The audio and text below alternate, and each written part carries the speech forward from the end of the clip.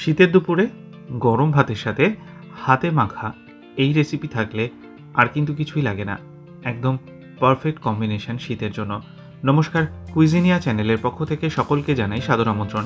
আমাদের সবার channel কুইজিনিয়াকে subscribe করে পাশে থাকা বেল বাটন আর অল আইকন প্রেস করে রাখলেই সব নতুন ভিডিও নোটিফিকেশন আপলোড হওয়া মাত্র পৌঁছে যাবে আপনাদের কাছে।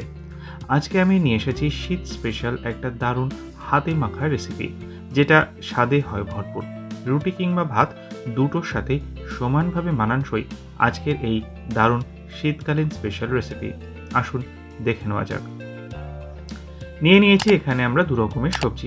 একটা ফুলকপি মাঝারি সাইজের, সেটাকে এরকম ছোট ছোট টুকরো করে কেটে নিয়েছি তার অর্ধেকটা।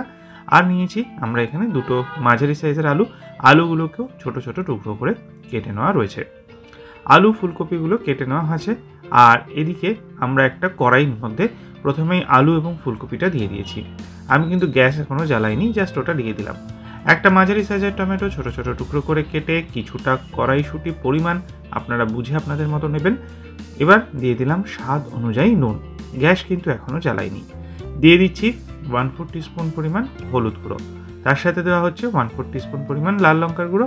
ঝালটা আপনারা আপনাদের পছন্দ অনুযায়ী দেবেন। নামমাত্র চিনি, 3 থেকে 4 টিস্পুন কাঁচা সর্ষের তেল। সমস্ত কিছু দিয়ে এবার হাত দিয়ে আমরা এগুলোকে মেখে নিচ্ছি ভালো মতো। এটা কিন্তু আমাদের মাখানোটা হয়ে গেছে। মাখানোটা হয়ে যাওয়ার পর আমরা এখানে দিয়ে দিচ্ছি 4টে কাঁচা লঙ্কা মাঝখান থেকে টুকরো করে করে। কাঁচা লঙ্কাটা টুকরো করে দেবেন, তাহলে ফ্লেভারটা খুব ভালো আসবে এই কাঁচা সর্ষের তেলের সাথে। গ্যাসটা এবার জ্বালিয়ে দিলাম, দিয়ে কড়াইটাকে বসিয়ে দিলাম, দিয়ে দিচ্ছি জল। 2 কাপ পরিমাণ জল এখানে আমি দিচ্ছি। যেহেতু আমি একটু ঝোল রাখছি সেই জন্য জলের পরিমাণটা বেশি দিচ্ছি। আপনারা ড্রাই করতে চাইলে জলটা একটু কমও দিতে পারেন, কারণ সবজিগুলো কিন্তু ছোট ছোট টুকরো করে কাটা আছে। নেড়ে চেড়ে ঢাকনা চাপা দিয়ে হাই ফ্লেমে 8 থেকে 10 মিনিটের জন্য কুক করব।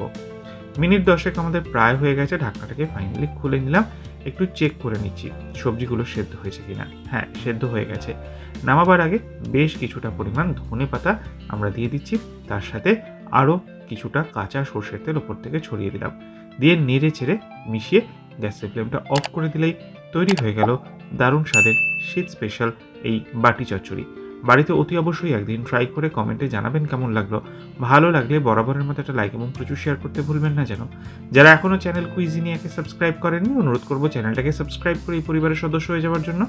লাইফ ইজ প্রেশাস গল্পে শেখা লেখার চ্যানেল দুটিকে সাবস্ক্রাইব করতে আজকে ভিডিও ডেসক্রিপশন বক্সে লিঙ্কটা প্লিজ চেক করে নেবেন। সবাই ভালো থাকবেন, সুস্থ থাকবেন। দেখা হবে পরের রেসিপি নিয়ে। আজ পর্যন্তই, নমস্কার।